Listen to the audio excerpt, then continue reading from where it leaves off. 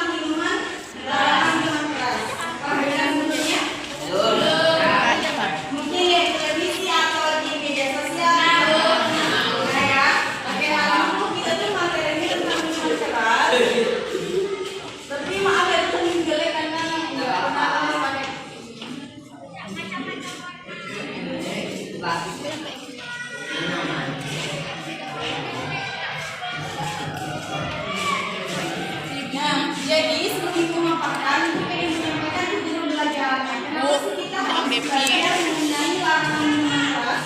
Jadi yang pertama, kita bisa mencari tahu arti dari minuman keras, pengertiannya seperti apa. Kemudian yang kedua adalah kita bisa mengetahui, kita bisa membaca dalil tentang larangan dari minuman keras itu sendiri. Kemudian apa sih alasan orang di luar sana yang bisa minum minuman keras? Pasti punya alasan sendiri kan?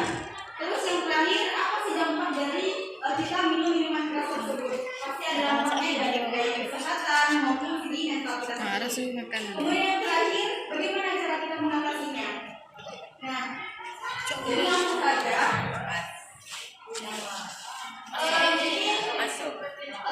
Tentang tahu minuman keras atau miras sudah pernah dengar kan? Tapi pernah ya. Jadi minuman keras itu adalah minuman yang mengandung etanol atau bahan psikoaktif, sehingga bagi yang minumnya itu akan mengalami gangguan kesadaran. Nah, khamar itu, kata khamar. Jadi khamar itu berasal dari bahasa Arab.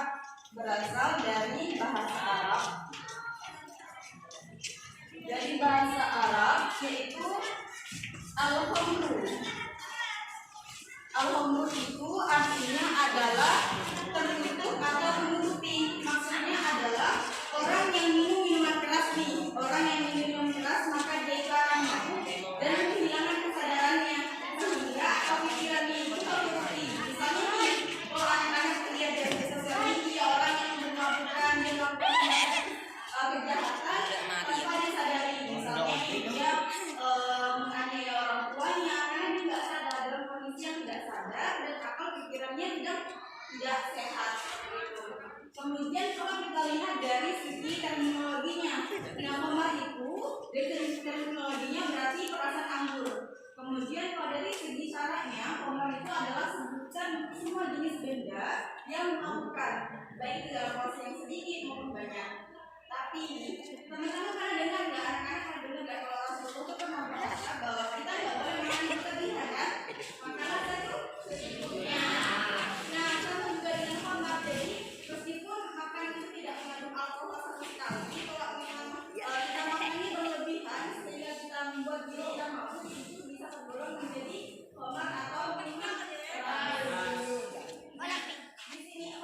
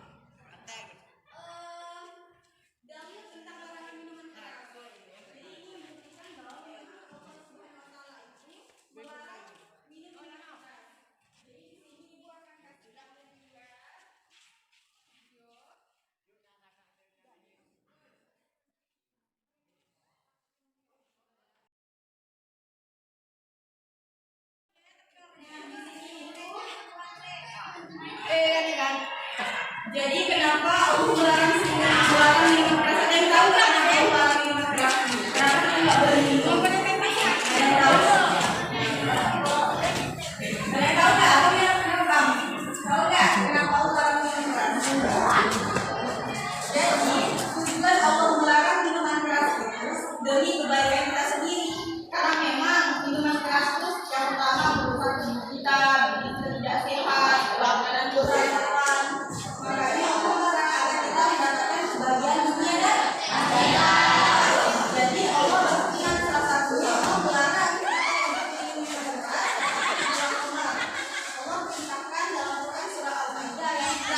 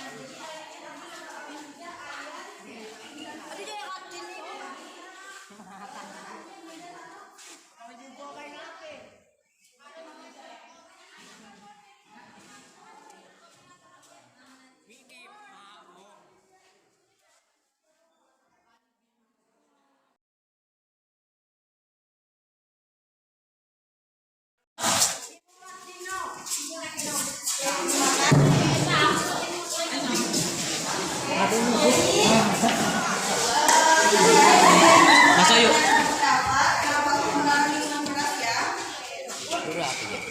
Baiklah anak-anak, sekarang ibu akan perlihatkan kepada kalian semua mengenai video bacaan ayat suci Al-Quran tentang larangan minuman keras. Nah, mari kita simak bersama-sama ya. Nah, ayat yang pertama mengenai larangan minuman keras, yakni terdapat dalam Al-Quran surah Al-Ma'idah ayat 90 yang berbunyi, A'udzu billahi minasyaitonir rajim. Bismillahirrahmanirrahim.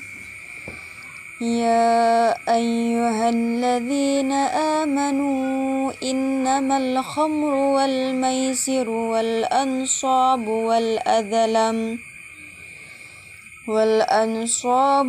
adlam rijsum min amali syaitani fajtanibuhu la'allakum tuflihun.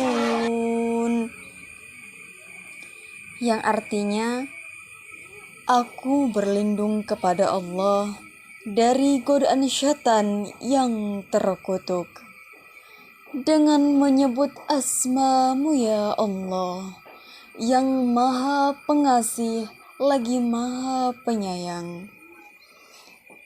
Wahai orang-orang yang beriman, sesungguhnya minuman keras, berjudi, berkorban untuk berhala, dan mengundi nasib dengan anak panah adalah perbuatan keji dan termasuk perbuatan setan. Maka jauhilah perbuatan-perbuatan itu agar kamu beruntung. Kemudian Allah Subhanahu wa Ta'ala berfirman kembali dalam Al-Quran surah Al-Baqarah ayat 219.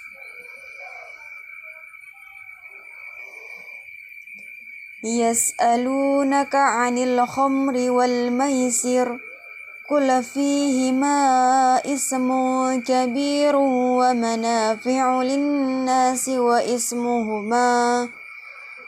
واسمهما أكبر من نفعهما ويسألونك ماذا ينفقون قل العفو كذلك يبين الله لكم الآيات لعلكم تتفكرون. Yang artinya, Mereka menanyakan kepadamu Muhammad tentang khamar dan judi. Katakanlah, pada keduanya terdapat dosa besar dan beberapa manfaat bagi manusia. Tetapi dosanya lebih besar daripada manfaatnya. Dan mereka menanyakan kepadamu tentang apa yang harus mereka infakkan. Katakanlah, kelebihan dari apa yang diperlukan. Demikianlah Allah menerangkan ayat-ayatnya kepadamu agar kamu memikirkan. Maha benar Allah yang maha agung dengan segala firman-Nya. Sadaqallahul azim.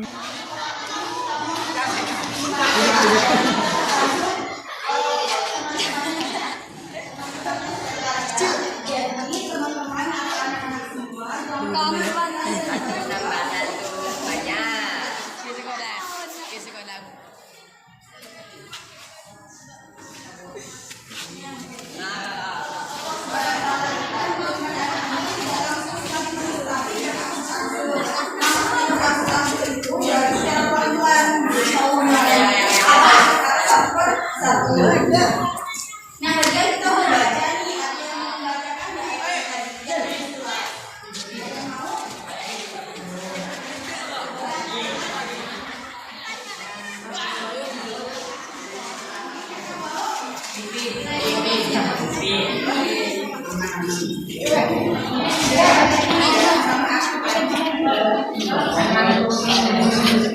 Dengarkan ya, nanti membaca dulu. Karena kalau kita baca Al-Quran, jadi suasananya Bisa habis. Ada potong.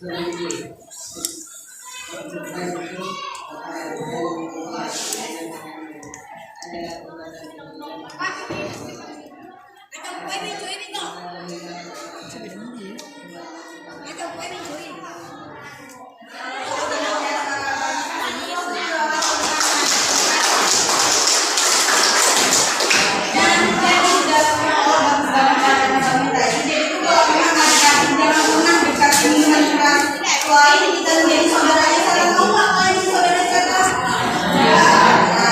Makanya kita harus menjauhi hal tersebut. Yang kemudian ada tidak penyebab orang minum keras. Jadi yang pertama itu karena dia tidak memakai, kemudian karena dia kurangnya kasih sayang dari orang tuanya, kemudian dia misalnya ini yang pertama punya kelompok. Kemudian penyebab anak usia remaja minum minuman keras. Nah, tadi seperti apa yang Bu sampaikan, yakni yang pertama karena remaja yang selalu minum minuman keras itu mempunyai kelompok pemakai. Maksudnya, biasanya anak-anak itu yang mau diajak nongkrong, mau diajak main keluar tanpa tujuan yang jelas, tanpa melakukan kegiatan yang positif.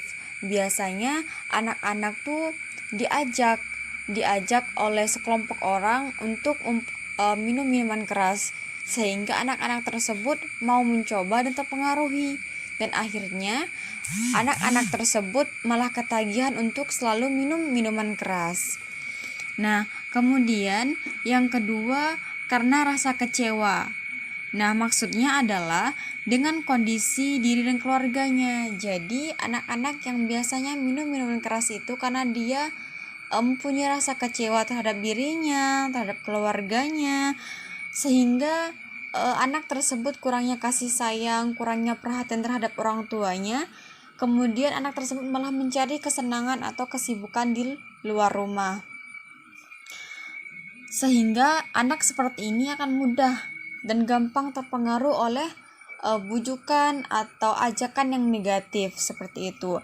Kemudian yang terakhir, anak-anak karena adanya ajakan atau tawaran nih, seperti yang Ibu sampaikan tadi bahwa anak-anak yang kurangnya perhatian itu akan mudah diajak, akan mudah menerima tawaran. Tawaran seperti apa? Tawaran yang kurang berdampak positif, yakni berdampak negatif. Biasanya anak-anak juga melihat dari menonton film, kemudian dari sarana hiburan yang memberikan contoh atau model pergaulan modern. Nah, hal seperti ini akan mendorong nih remaja minum minuman keras secara berkelompok. Nah, oleh karena itu kita harus menghindari ya minum minuman keras. Jangan sampai kita minum minuman keras tersebut, karena selain merusak fisik kita, bahkan Allah tidak suka perbuatan tersebut. Nah, penggunaan minuman keras di kalangan remaja umumnya itu karena minuman keras tersebut menjanjikan sesuatu yang menjadi rasa kenikmatan, kenyamanan, dan kesenangan dan ketenangan, walaupun hal itu dirasakan secara semu atau sementara. Kemudian kalau sudah ada penyebab orang minum minuman keras, lantas apa sih dampaknya dalam diri kita atau dalam kehidupan kita? Banyak sekali nih anak-anak. Nah, kalau kita lihat dari segi kerusakan fisik dan mental nih, orang yang mengkonsumsi minuman keras, di antaranya badan menjadi lemas, sensitivitas saraf menghilang, dan kesehatan menurun.